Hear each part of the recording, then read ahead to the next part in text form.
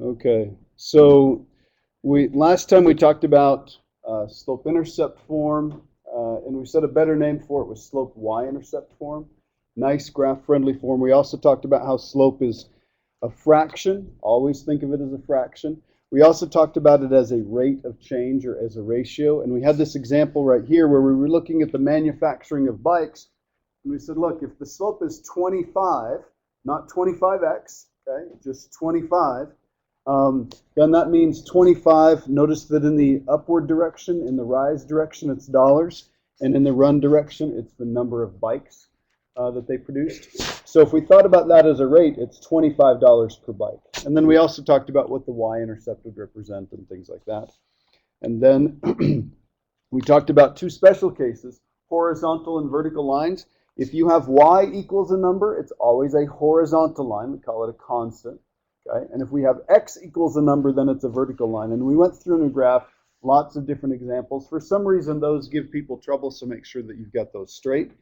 And then we left off talking about something called point-slope form. Okay, this is point-slope form of a linear equation, and it's not emphasized as much, and that's a little bit too bad because it's a really nice form of a linear equation. As the name indicates, you still need a point and a slope, just like you do for slope-intercept, okay, except for you don't need a special point like the y-intercept. So this is a little bit more generic. And I left you with this question right here. Does anybody know where this form comes from?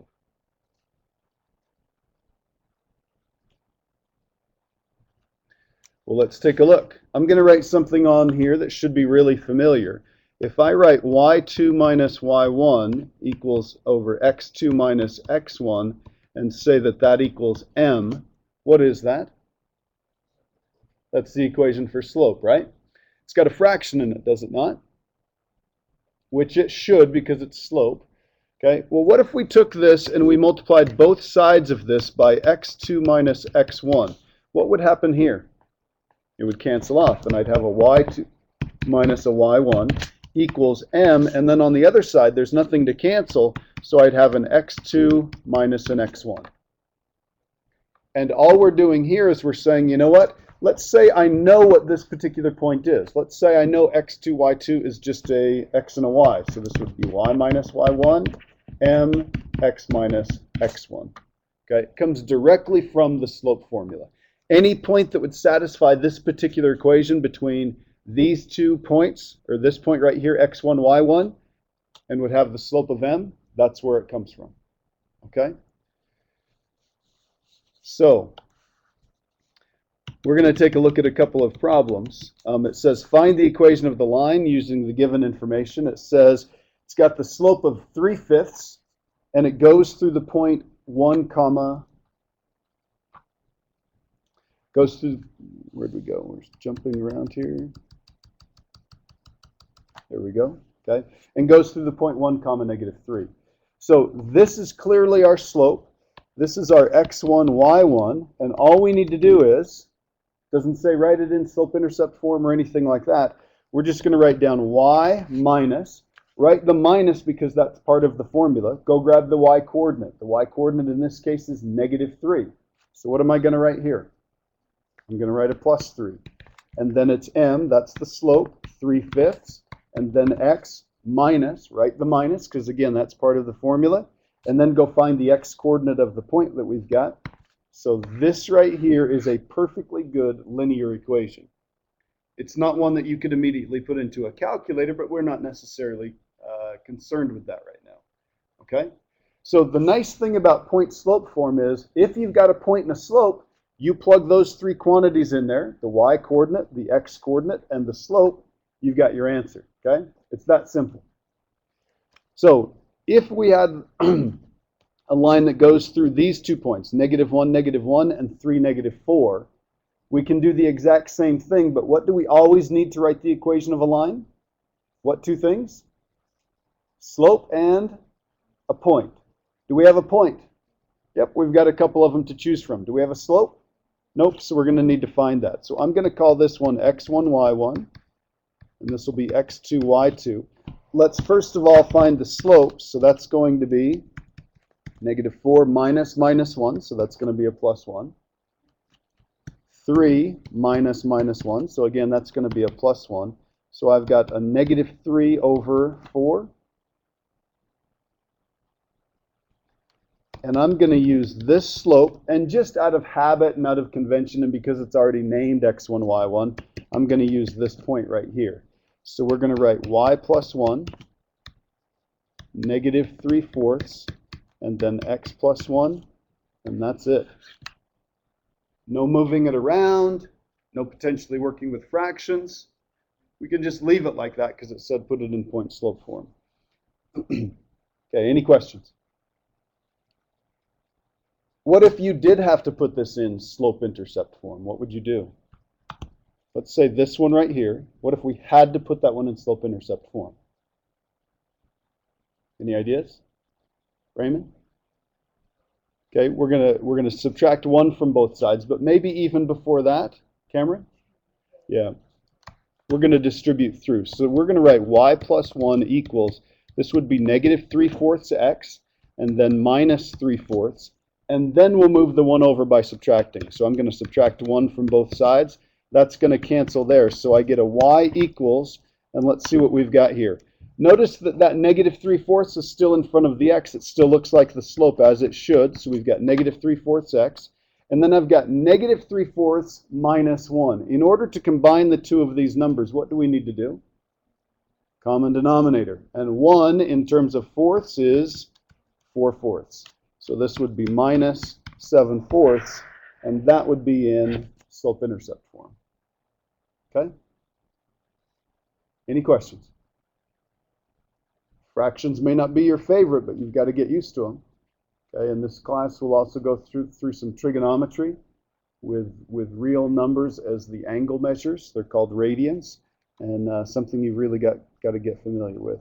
Okay, any questions? Okay, let's take a look at parallel and perpendicular lines. So we've got this line P right here, and this line L and line M right here. And what do we notice about L and M? They're parallel, okay? So I'm going to use this symbol right here for parallel. And what do we notice about line L and line P? They're perpendicular, okay? Now, I'm sure you've been taught this before. I'm sure everybody in here has seen this, okay?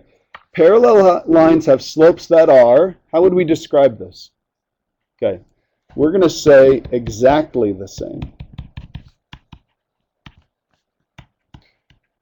Not almost the same, but exactly the same. They are exactly the same fraction and exactly the same sign.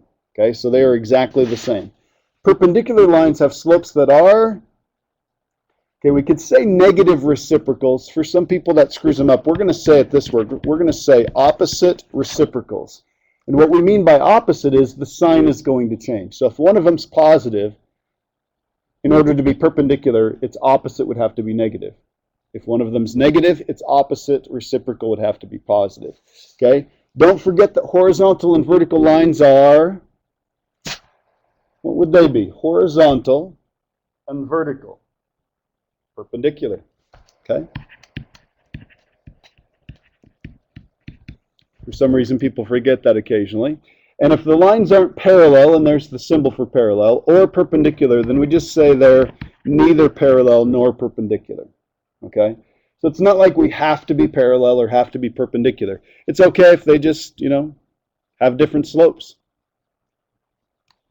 Okay, now I'm not going to do all of these because I suspect that most of you have seen this stuff before. We want to write an equation of the line containing the specified point that is parallel to the indicated line. So here's the point that we want to go through, and here's the line that we want to be parallel with. So what two things do you need to write the equation of a line again? Slope and a point. Here's our point. Here's our x1, y1. What do we need from this line right here? We need the slope. So let's move this around. I'm going to subtract x from both sides. Then I'm going to go through and I'm going to divide everything by -2. Now, do I need to do all of this work? Everybody watch, please. Do I need to write this down as y? Do I need to write down the equal sign? Do I need to write that down as, and I'm going to pull that coefficient out front, leave that out front, Do I need to write that as 1/2 x? And do I need to figure out that this is negative 3/2? Of figuring out this term, and this term, 1, 2, and 3, which ones do I not have to do? Or put another way, which one do I have to do, 1, 2, or 3? Yeah, you got to find the slope. It really doesn't matter that this is the y-intercept. We don't care about that. The big deal from this one is that's the slope. Okay? So I'm going to come over here, and I don't care whether you plug it into point slope form or slope intercept. Is this the y-intercept? No. Okay? So in my opinion, it's probably easier to plug this into point slope form. So I'm going to plug this in, and I'm going to get y minus 5, negative 2, whoops, negative, should be positive 1/2 is the slope here. And then x minus 2. Okay, that right there is the correct answer in point slope form.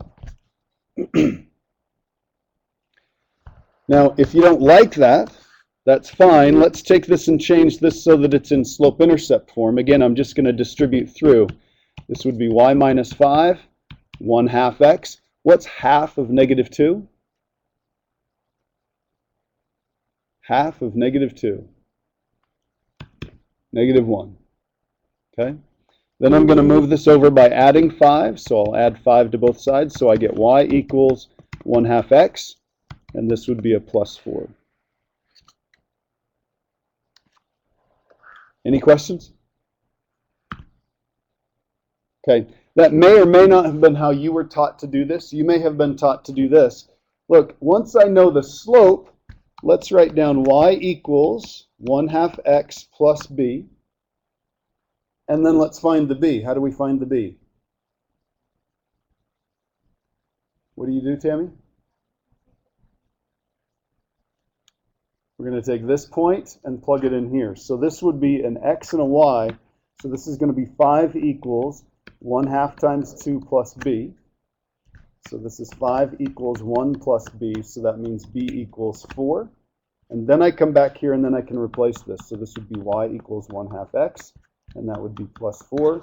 And I get the same answer either way. Okay? In my opinion, this is much more valuable. Okay, but if you like doing it this way, that's totally okay. Any questions? Sure? Okay, I'm going to start calling on people then. Let's take a look at one of these examples in number 7. It says write an equation of the line that is perpendicular. And there's the big deal right there. Okay, so Tara, what do I need to do first in order to find the line that's perpendicular to this one but goes through this point right here? Find what? Find the opposite slope, okay? So the opposite reciprocal. So first we've got to find the slope of this one, okay? So in order to find the slope of this line right here, what are we going to do, Tony?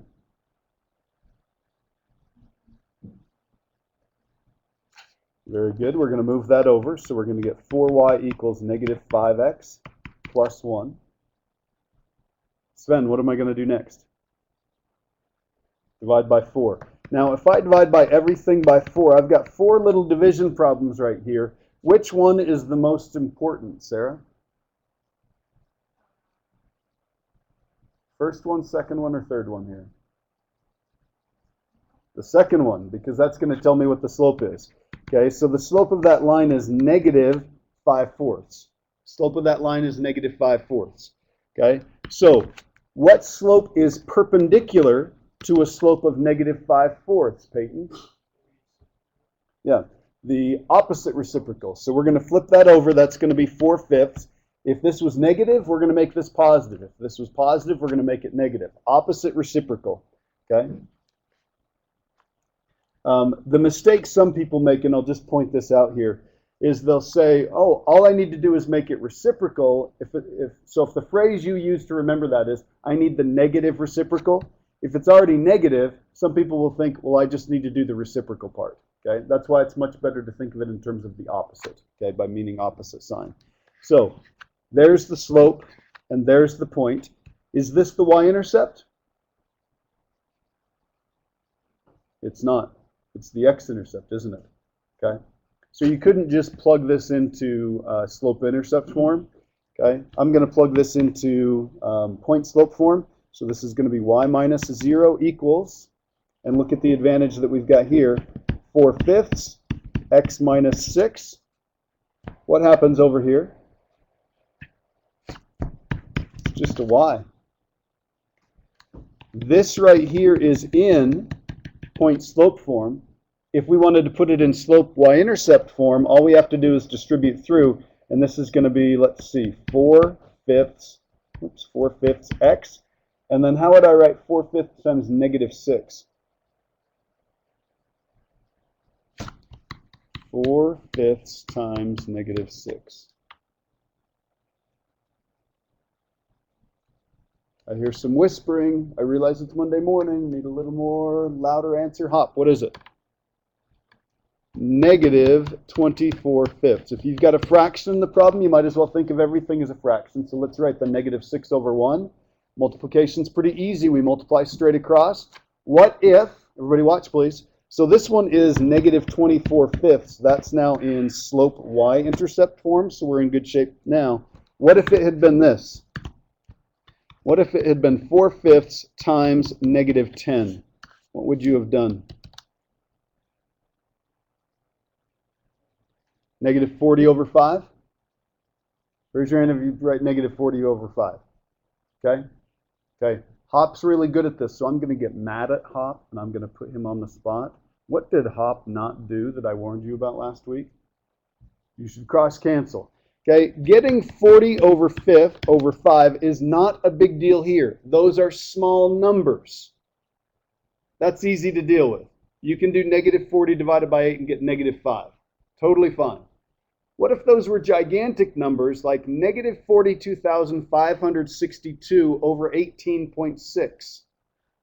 Do you want to do that little division problem? No. What if they were different expressions like x times x plus 3, and the denominator was x cubed times x plus 3? Do you want to deal with some nasty algebraic expression with all of those in it, or do you want to learn to cross-cancel first? Okay, so even though this is an easy problem, what you should do on this one is you should say, hey, you know what? I can cancel 5 with 10. That would be a 1 and that would be a 2. 4 times negative 2 is negative 8. Same answer you get on the other one. Okay, it's just that that is much more valuable in the long term. So if you are not in the habit of doing that, cross-canceling, you were not taught that, I would get in that habit because it's really valuable. Okay? Any questions? Sure? Okay. So it says, write an equation of the line containing that point that's perpendicular to that line. Whoops. And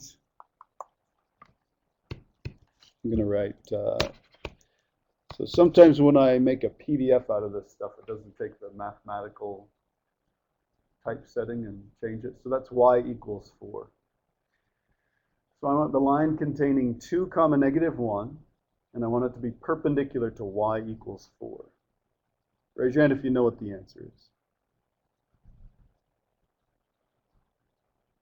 Not 1. That's not good. Let's think about this for just a second. Okay, so this is something that people typically forget. Think about the line y equals 4. Don't say anything out loud.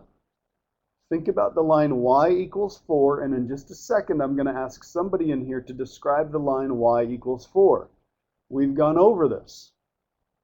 Y equals 4. Nathan, line y equals 4, what is it?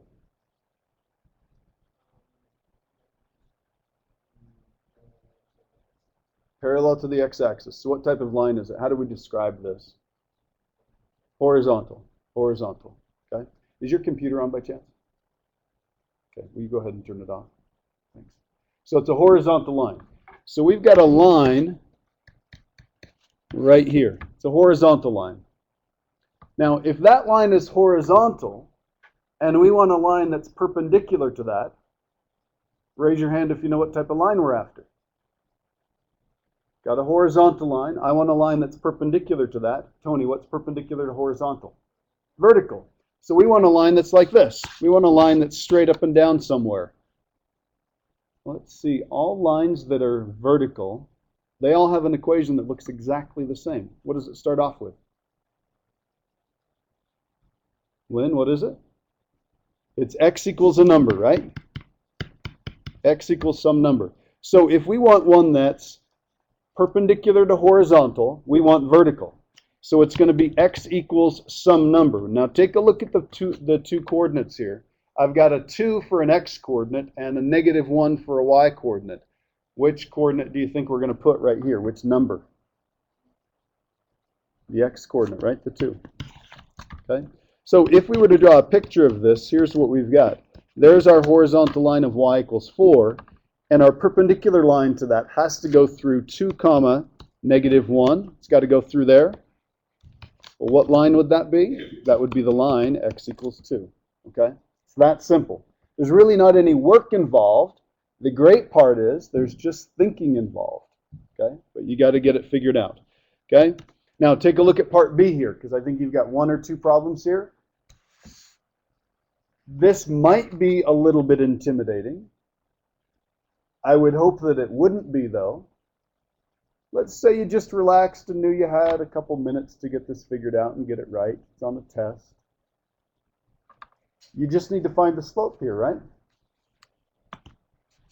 So this is x1, y1. This is x2, y2.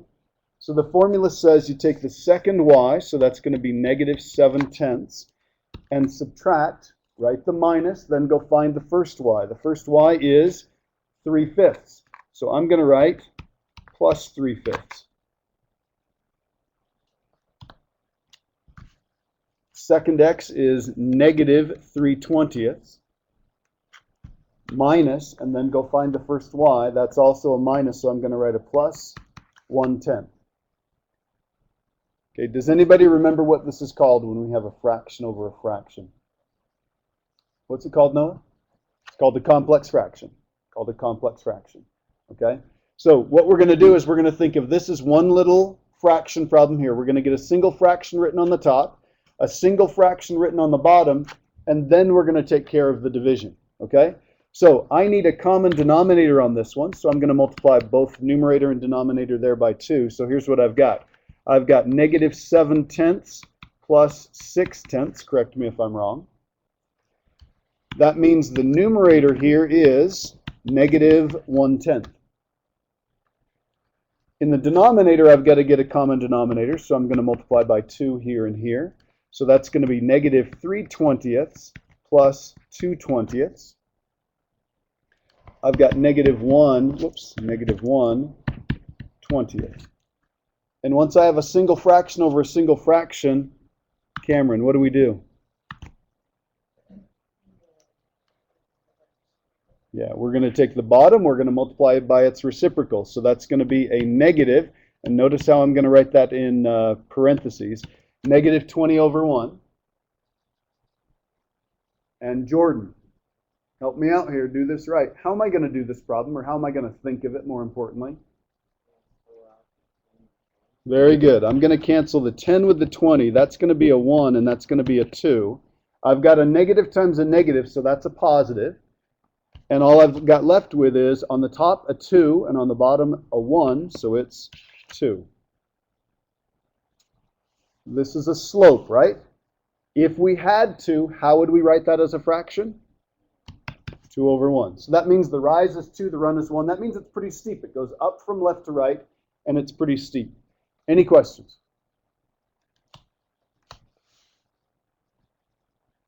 Okay. All right. This backside, there are a couple thinking problems here, so go ahead and flip that over. And again, we'll have some problems where we're just given some information. The book is much better at this, but what I'd like you to do is, if you're given some information, imagine you were working for a company and you were just given some information. They said, you know, can you figure out what we can do with this? You're not always given all the instructions and all the guidelines, so let's think about this. We're talking about linear equations. Slope-intercept form, point slope, parallel, perpendicular, all that sort of stuff. okay? And we see that on September 1st, 2004, Google stock was worth about $100. 9 years ago, it was worth $100, okay? This year, it's worth $846. So let's see, what might we wonder, or what might we be interested in if we knew that information? Sven? Potential profit, okay? How much could you make here? Yeah. The slope, okay? Or in other words, this would be a rate of change, right? Miranda?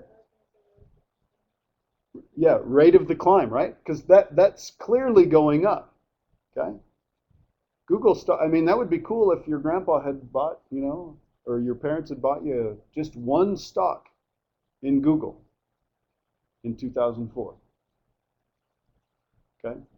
Well, in this particular section, we're probably interested in the rate of change and maybe coming up with an equation that would relate that rate of change, or where we could make some predictions.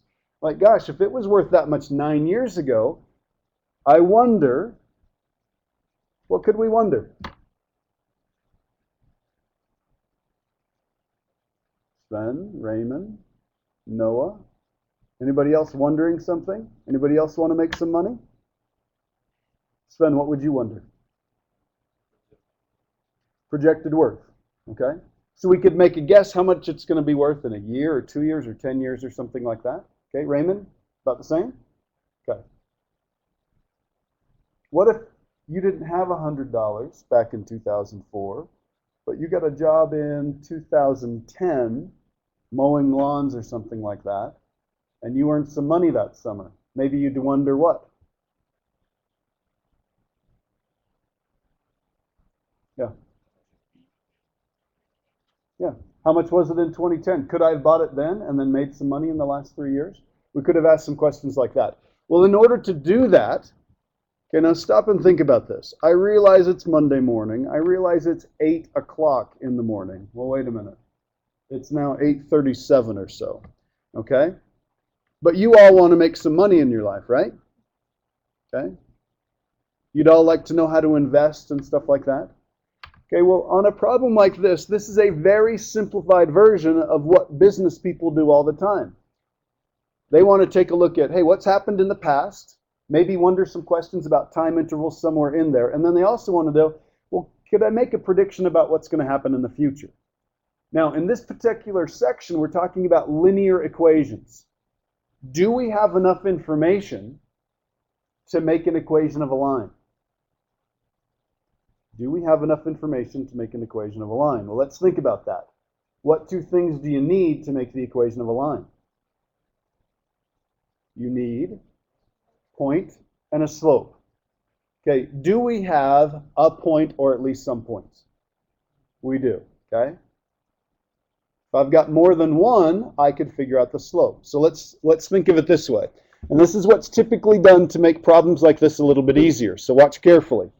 Okay, in the year 2004, it was worth $100.25. So you'll notice that I've done two things. I've changed that sentence in just to a little correspondence here. In 2004, this is how much it was worth with an arrow. I also left off the dollars, okay, and I didn't write year or anything like that. Okay, this one over here says that in 2013, it was worth $846.90. Okay? Now, this is important. Please listen. Do you like plugging in numbers for X that are like 2,000? Or would you rather plug in numbers that are a little bit smaller? Probably a little bit smaller. So let's do this. Off to the side, we're going to say this. The year 2000 is going to correspond to 0 for X. Or better yet, we could call it time. So here's what we're going to do. We're going to change this and we're going to say if the year 2000 is 0, if the year 2000 is 0, what would 2004 be as a number? It'd be 4. So 4 comma, how much was it worth? $100.25. Now there's not much that we can do to get away from that. We want to know the actual cost. Okay? But see how we've changed this from working with a gigantic number like 2,000 to just working with 4? Okay? If I did that with this one, what do I do here? 13, 846.90. Okay? And then I'm going to do this. I'm going to write years since the year 2000. And these are just dollars. This is just how much it's worth. Value. Any questions? Okay, now once I translate it into that, could you write an equation? Yep, let's figure out what the rate is first. Okay, so we're going to take 846.90 minus 125, and we're going to divide that by 13 minus 4. Now, grab your calculator, because we're going to get a pretty ugly number for this, and we're just going to want to come close.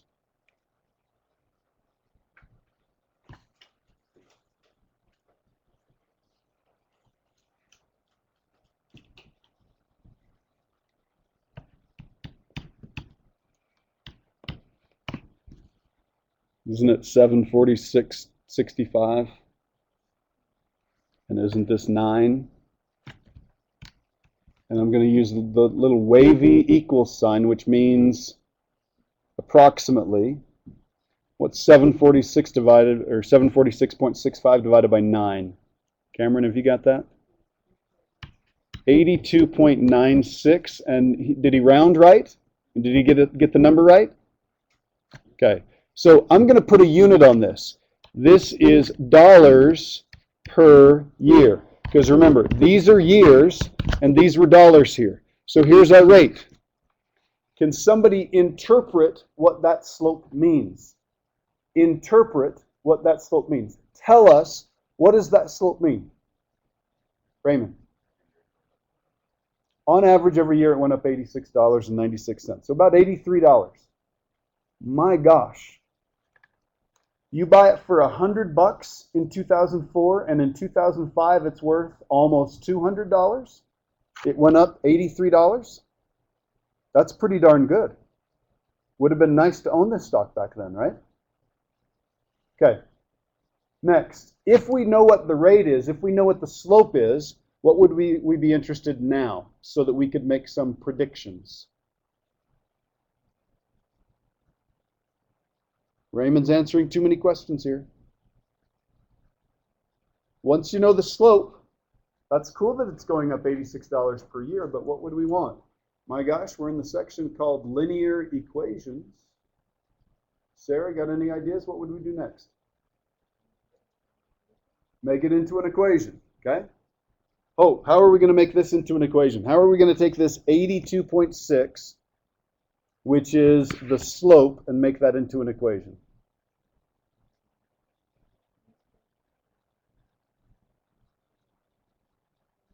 Very good.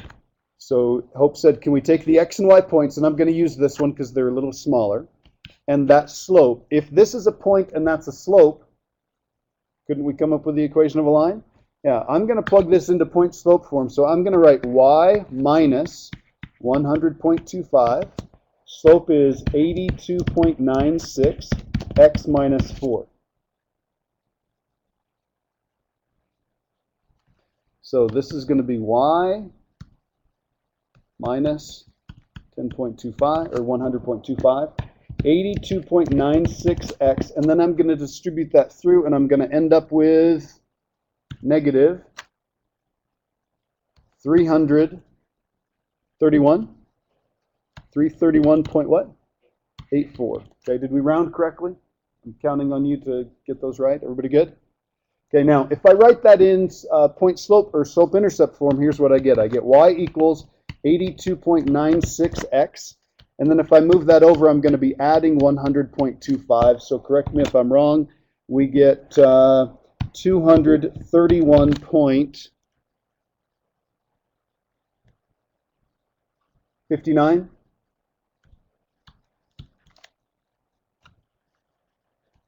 Is that right? What is it? Okay, is that what it is? Negative 231.89? 59. This is right? Okay, that's what I thought. Okay, so here's what we've got. That's our linear equation, and I'm going to change this a little bit. I'm going to write V equals 82.96. I'm going to put a T there, minus 231.59. What does the V stand for? What was it? Value. What's the value of the stock? What do you think T stands for? Time. Okay. All right. Now, here's what we can do with this. Okay, take a look at this little diagram down below. We already know that this slope represents the rate of change, so it's going up $82.96 a year. Okay, does anybody know what the Y-intercept on this one would represent?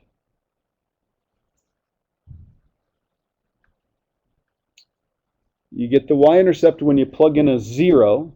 What year did year 0 represent? The year 2000. So that means in the year 2000 it was worth negative $231. Does that make sense? Nope. Okay, and that brings to point this next one. Okay, we can extrapolate or interpolate. Okay, if we use this equation right here to predict how much it was worth in, so if this is 2004 and this is 2013, if we use this one right here, let's say we wanted to predict what it was in 2010. That's inside. That's called linear interpolation. Okay, that's probably a pretty good guess. If we use it to predict a point outside the points that we have, like we were given this one and given this one, say this is 2004 and this is 2013. If we use it to predict one outside here, way out here, or back here, it's probably not as good as an interpretation. Okay, so we call this extrapolation because it's outside the points that we've got, and we call this interpolation because it's inside.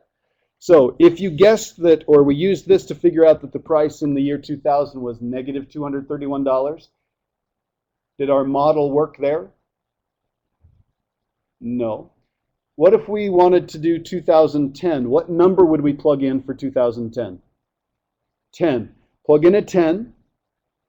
That's $829.60.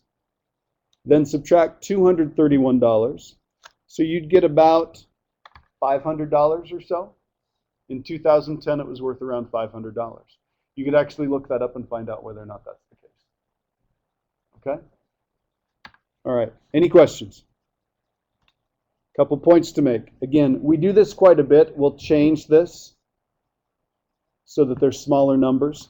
Okay, we didn't change the Y values at all, but we changed the X's so they were easier to work with. Okay? And then I realize on this one, I'm not too terribly worried about this one. We'll talk about this one just briefly. When I copied this off, I realized this picture's a little bit too dark. Anybody been up Parley's Canyon and seen those signs that say 6% grade? Okay. Can anybody tell us what that means? Noah? Go ahead. It is the downward slope of the hill, but what does it mean? Yeah. Very good. Okay, or depending on which you're going, it's a slope. 6%. 6 per what? Per 100. Okay, so this is the rise, and this is the run.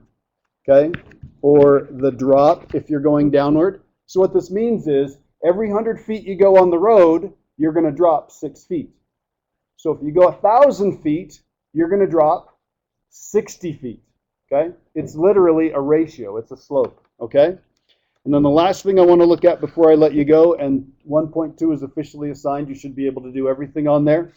You've got some problems where they give you a graph. This is for the Kellogg cereal company. And it says these are the stock prices. Stock prices generally do not move in a linear fashion like we were just talking about. Okay? So that Google example, a little bit contrived, a little bit made up. okay, just to make a point. Okay, if you were the person owning this stock, what would you wonder? You'd probably wonder how much it's worth, right? Okay, which you could just read here. In the year 2000, it's worth, it says in dollars, $1.35 a stock. Okay. In the year 2010, it was worth $1.70.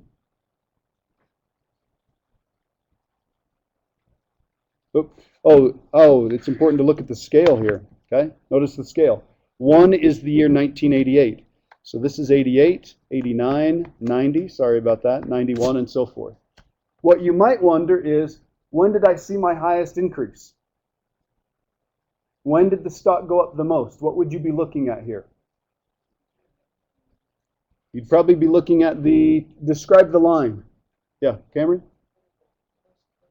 Okay, or the steepest one going up, right? So here's a steep one going up. I don't think there's any other line that's going up that steep. You might also, if you're a little bit on the conservative side, a little on the scared side, what else might you wonder?